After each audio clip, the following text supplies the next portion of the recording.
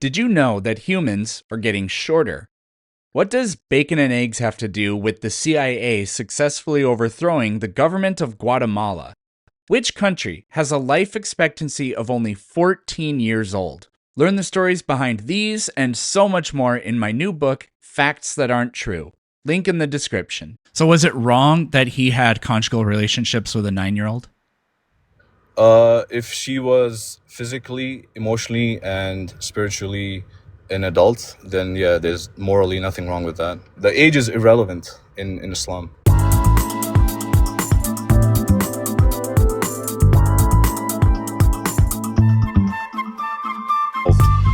Humans evolved from bacteria, then that's the claim I disagree with. Okay. It's And possible in the animal kingdom. It's possible, yeah. so, do you think that the Earth is billions of years old? Because I asked you if you think creationism is true, and you said no. I believe, yeah, it could be. I'm not sure of the exact date. It could be billions, trillions of years old. Nah, it ain't trillions of years old. So, um, if life on this planet has been around for possibly billions of years, then God, why is this not working? Sorry, I'm trying to open something on my computer. If life's been around for billions of years, then wouldn't you expect that life to dramatically change over time?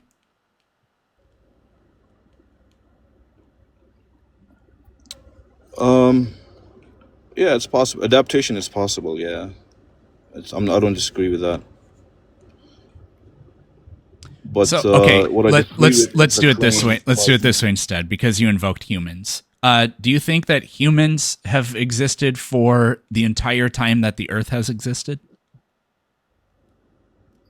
Most likely not. No, Okay, then how did the human species come to exist?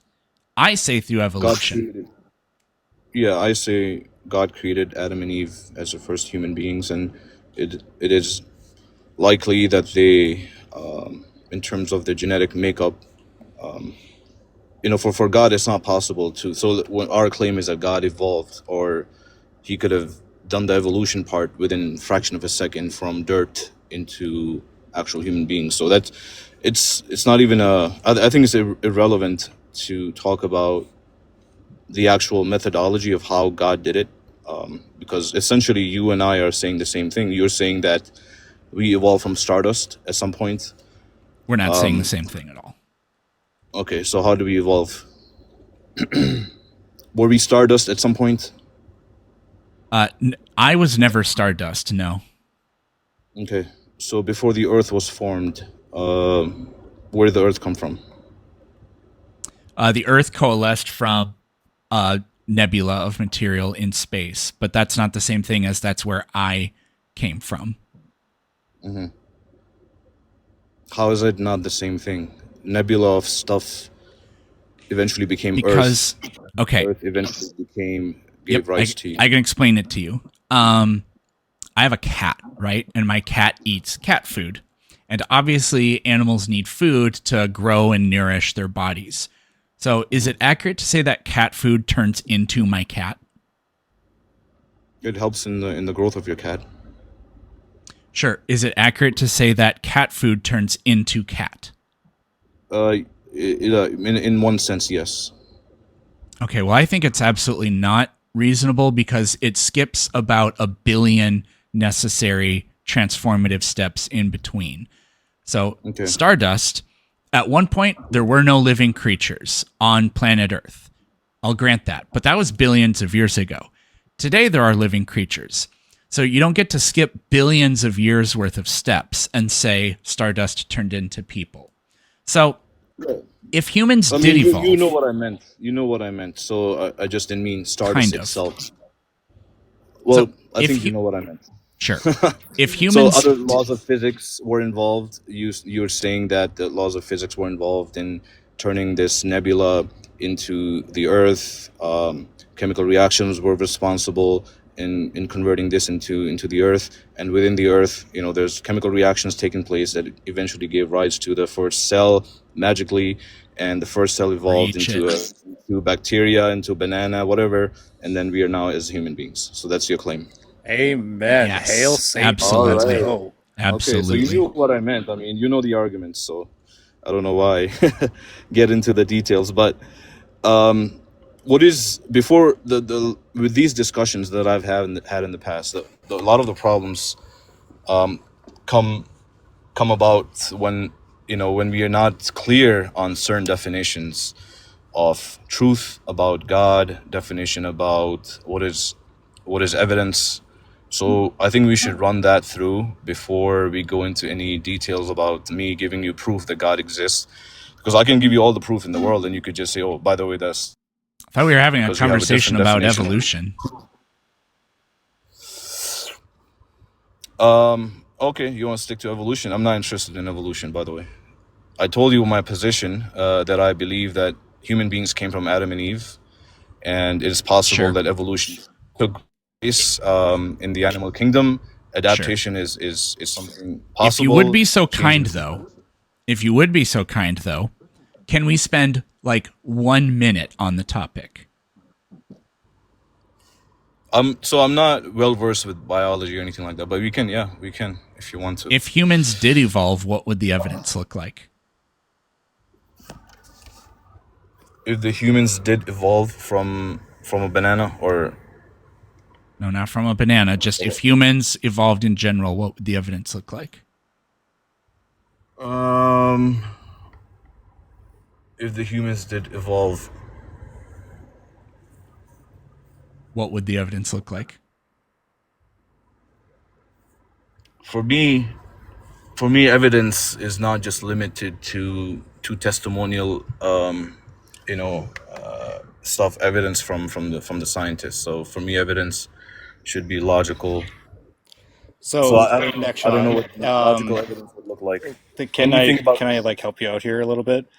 Like if somebody said that a fish lived in water, what would the evidence look like to determine whether fish live in water?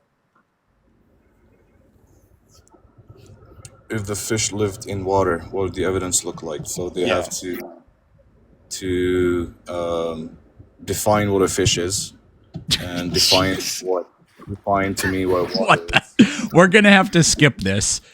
This is what the evidence would look like, and we do have this evidence. Humans have very highly derived traits. We're very clearly primates, but we have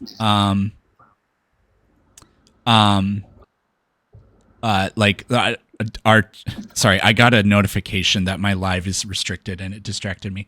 But we have very highly derived traits. Unlike the other primates, we have grotesquely large craniums and we have relatively flat faces. So you'd expect to see the gradual change or evolution of those traits, and we have exactly that evidence. So Okay. the evidence, Where's that picture from? the internet. The internet, and you believe whatever is posted on the internet? I don't Did believe you everything that is posted on the internet, but I've read Right. also lots of books. And I've seen photos from museums, and I've been to museums myself, and I've seen huge numbers of. I've seen huge that's numbers all- of things, that's all specimens, testimonial whatever evidence. that support life going through stages of evolution over time. Yeah, I dismiss that because that's all testimonial evidence. You're believing what other people are telling you to believe. Did you conduct any experiment on your own? Evolutionary experiments, no. Okay. So basically, you're relying on other people to tell you what is true. That is how almost everybody gains almost all of the knowledge they have, except for personal knowledge about their own life. So you're allowed to do that, but we are not. I never said anybody is or is not allowed to do anything. It's just So it's just about what's reasonable and who actually has the evidence. So if I make a claim that something happened 1400 years ago or 5000 years ago, through testimonial evidence of people that I can trust, you're not going to dismiss that as parsimonious or something that's just not something you don't accept because you've accepted that standard for yourself. What kind of person dismisses something because it's parsimonious? That doesn't make any sense. A story is not sufficient evidence to make me believe in magic. It's not a sufficient standard of evidence for you either. Evolution of human beings from bacteria is also a story. It's also a form of a story. Yeah, but there's predictable evidence for it. For example, we should share genes with them, and we do. So we have the evidence. Homology is an assumption in evolution. It's a testable assumption. Testable assumption? Assumptions are assumptions. What do you mean testable? It's testable. A Assumptions hypothesis is a testable assumption about the world. Hypotheses are assumption by definition. Yeah, and they are testable if they are scientific. No. Hypothesis can either turn out to be true or false based on what the assumption was, based on the new data that you discover. Yeah, so in other words, it's testable. You just said what I said in more words. Okay. So so a long time ago, Darwin came up with this idea that all life on the planet evolved from a common stock, and we know what the evidence of that theoretically would have been. Among many things, it would have been that all life on the planet is related. All life on the planet is related. That is positive evidence for evolution. That's one assumption out of. So the other option could be if God exists, he could create a monkey, he could create a human with similar traits. What's the test for that? Can you no? The burden of proof is on you to say that. No, that you're the cannot one happen. giving me the claim. What's the test for your claim? You believe that cannot happen. Is that your claim? I never said that it can't happen, although I don't believe in magic. So establish that magic exists, and then we would have a reason to start at step one here. So give me evidence that magic exists. Define magic. You can define it according to your own terms. If I have a problem with the way you put it, then I'll let you know. Because again, this is your burden. If you define magic to be something that happens outside of the known natural laws or patterns that we observe, then I do believe in magic. Do you think that God uses the laws of physics to create monkeys? I have no idea. I'm agnostic about how God does anything. Okay, so you don't have any evidence then, nor could you ever have any evidence because you're agnostic.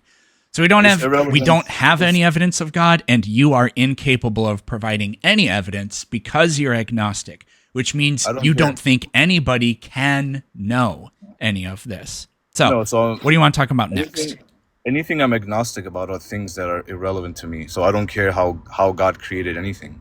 The actual methodology or the process behind creating Adam or Eve or the natural laws or anything like that. So I don't understand why. So I mean, it goes back to the whole idea of what do you actually care about? Do you care if God existed? I don't know. You don't even know if you cared if God existed. Why are you There are an inconceivable number of possible gods whose existence has no effect on my life or my afterlife or anything. So I can't begin to care. Right. So again, if you remember what I said initially, that we always get stuck with this idea of defining what God is, because every time I bring up God, they're like, oh, by the way, there could be 40,000 gods. So what is the definition of God you ought to care about if it was true? God that will seek personal vengeance against me for esoteric reasons. Okay, that's a good point. And what about a God that will reward you for accepting or believing or obeying him? Do you not care about that either? I would say that's in the same category as what I said before. Why only punish? Why not? Why just have a negative opinion about God? Because if the options are, let's just say the options are, you are either punished or nothing happens. Well, I care a great deal more about the punishment than I do about nothing happening. So when you add when you add reward plus the punishment, then I still really only care about the punishment. Like if I had two competing worlds, you either get punishment or reward, and in this other world, you either get punishment or nothing. Then it's the punishment is the thing I'm trying to avoid in both cases, and that's my kitty cat. Yeah, for me, the first one makes more sense because every decision that I make in my daily life is motivated either by improving my quality of life, being happy, the fact that I go to work, buy groceries, send kids to school, is motivated is geared towards happiness and avoiding pain for me and for my loved ones. So I really don't understand where the idea comes from that it's either punishment or nothingness. Why not punishment and reward are the two dichotomous propositions we ought to care about? That's fine. So therefore, what? Therefore, the definition of God I ought to care about is a definition that would have a real world consequence for either accepting or rejecting this God, and a real world consequence of my beliefs and actions. So all the 40,000 so-called straw man, red herring definitions of God you can come up with, it doesn't matter. Why are they red herrings? Because if you bring up Zeus, I believe Zeus it does not exist, or doesn't. I don't care about the existence of Zeus, and neither do you. So why talk about something we both believe is a false proposition or a false concept? That doesn't mean that it doesn't exist. I don't believe in your God either. Do you believe Zeus exists? I don't believe that Zeus exists, but that doesn't mean that Zeus doesn't exist. Neither do I. So why are we shouldn't be talking about Zeus then? Because you're the one that said it's a red herring. Why is it a red herring? Because you are the ones who brought up 40,000 other definitions of God. I'm still waiting for an answer as to why Zeus is a red herring. I answered you. It's a red herring because it's a deflection from the actual discussion about the definition of God we ought to care about if it existed. So I could care less about a less than all-powerful God when I have an all-powerful God to care about. That's an interesting take. Hold on. Okay. It's an interesting take. Yeah, it is. It's very logical. Okay. I meant interesting as in like if I were to walk down the street and see somebody doing like a really unique yoga pose where they were able to like fountain their diarrhea into their open mouth because they have their butt up in the air, I would walk by and I would say, interesting. I meant it was that kind of interesting. Okay. No, that's interesting. But like, yeah, you're talking about like how a God, like you don't care about a God being all powerful. Like what happens if like the God, let's say like hypothetically the God that you believe in is real, just hypothetically speaking, and you're walking in the woods and you're seeing him like poof things into existence, and you're like, okay, can you make me like an all-American breakfast? And he's like, no, I can't do that. That's out of my limits of my power, but I can do literally everything else. Do you not care about that guy who created the universe? Like, you just don't care? Wait, what? I don't understand the analogy. An all-powerful God cannot create a breakfast?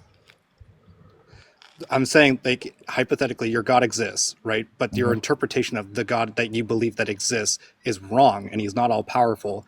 And you're walking in the woods, and you're seeing him just, like, poof rabbits into existence, right? And you're like, hey, God, how's it going? And he's like, I'm doing good. How are you?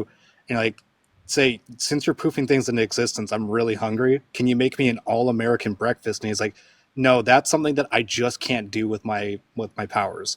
But I can create universes. I can create rabbits. I can make you like a French breakfast, but I can't make you an American breakfast. Is that a God you just don't care about anymore? So all that proves is that my interpretation of that all-powerful God was actually wrong. That's all it proves. Like, I don't understand your argument. You said that. But prior to you said that you wouldn't care about a God that's all-powerful.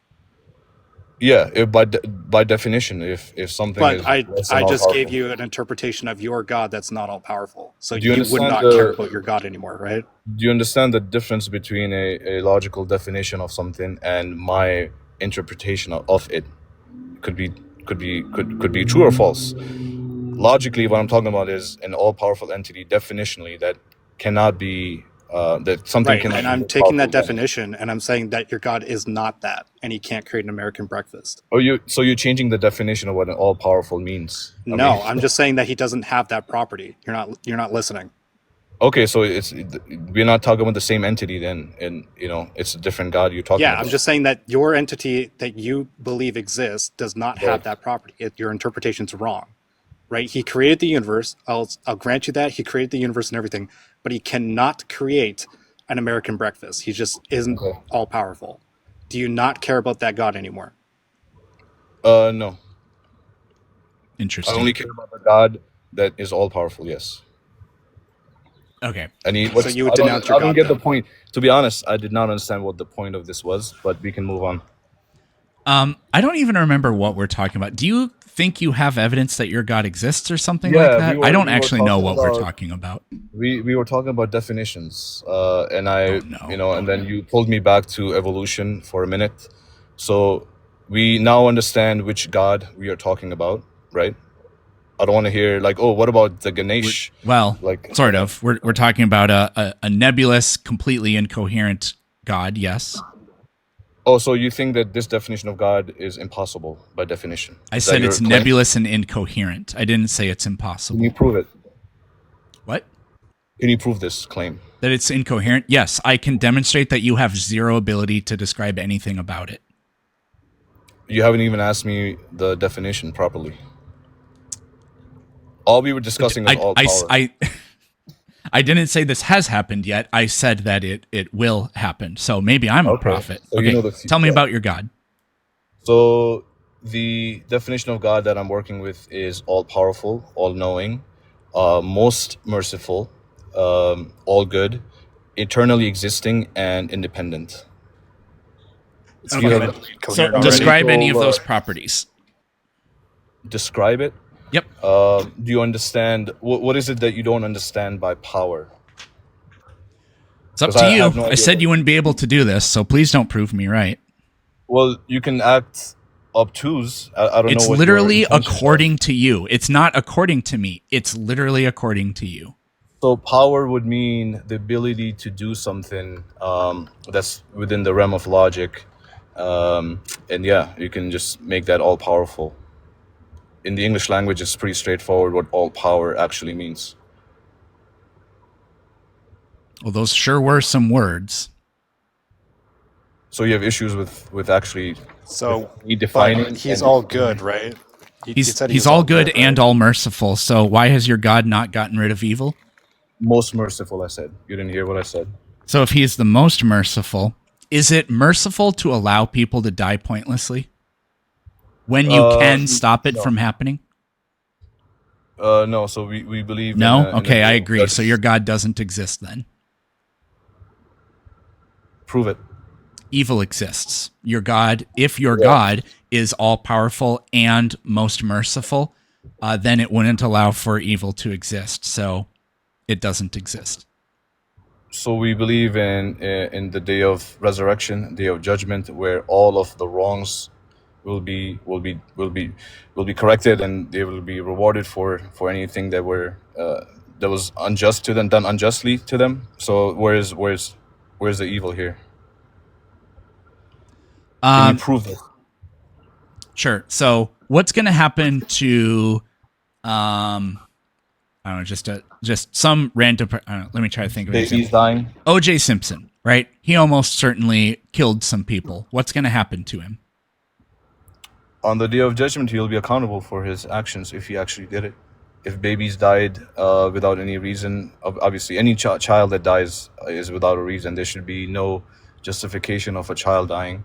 So they will be rewarded in the day of judgment with whatever rewards they get. What about Christians who killed people? Yeah, they will be punished. Christians will enter hellfire for eternity, in my opinion, for believing that Jesus is God. Oh, so you're a Muslim. I kind of thought you were. Why? Because specifically earlier you referenced, what if I believe in something that happened 1,400 years ago? That's the timeline you're working with. If you want to talk about morality, we can start with the definition of what is actually moral. In Go ahead and tell me something that would be immoral. Can you prove to me in naturalism that unaliving is a bad thing? It's maladaptive, which is by definition bad. Can you tell me anything that's bad? If it was adaptive, it would be good. No, not necessarily. Can you tell me anything that's So you immoral? retract it. I'm trying to prove to you that you have no standard of morality yourself. That's fine. Neither do you. Can you tell me something that's No, I do. immoral? Anything that God forbids is considered immoral. So God is constrained by moral actions then? No, God is all-knowing. So and what if all-wise. God told you to stomp on a baby's skull and then eat the brains? Would that be moral that would or be a immoral? contradiction within with the definition of God that I'm working with?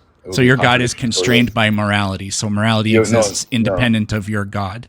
What it proves is that your question is irrelevant and false. It's not. So God can't do. So if God told you to stomp on a baby and then eat its brains that are splattered all over the sidewalk, that would be good or that would be wrong? Well, as knowing the definition of God that I know right now, that would be that question does not exist. It's a false. There's a What if I said? Yeah, what if I I'd said be in order I'd be a to- coward if I were you too.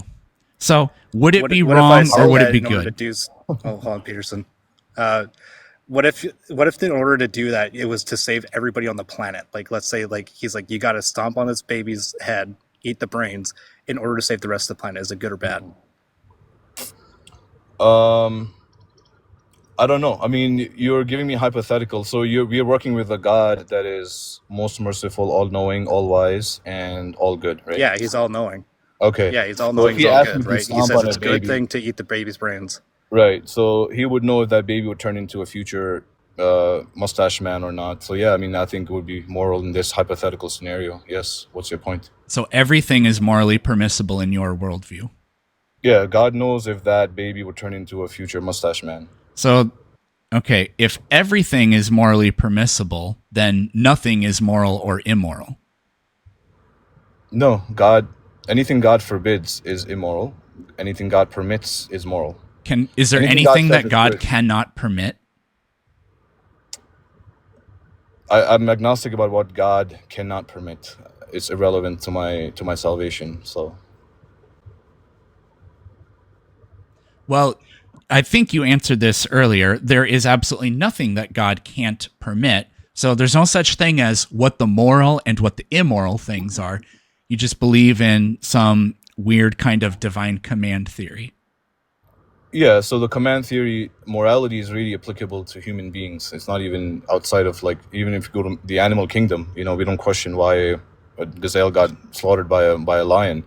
So the idea of unaliving an innocent person or stealing or doing injustice to people are concepts that are relevant only to human beings. So yeah. So God's morality is completely irrational and arbitrary then? I wouldn't say God's morality. What do you mean by that? How does God decide what is and what is not moral? I don't know. I'm agnostic about how God decides anything. Then why should anybody believe you that you have the moral standard when you can't describe how it works or what it's based on? So I have evidence of the existence of God. I have evidence why there's evil and good in the world. I can prove it using the argument from morality, argument from teleology, all of these things. Literally still waiting. Will prove. I literally just told you why people just trust me. Yes. Oh, you want to run all the arguments? I don't memorize all these syllogisms. No, I didn't. I didn't want anything like that. So, how does God decide what is and what is not moral? I don't know. Okay, so you don't have a right to claim that you have the moral standard because you don't even know how it works. Yeah. But I don't care how it works. It's irrelevant, I said. I don't care. Why do you care how what makes you think what makes you think you have the ethic and the religion that's going to cause you salvation when you don't even know how it works or if what you believe in even is what's good? Because I'm defining God to be all good, all just, all merciful. Okay, let me do the same thing.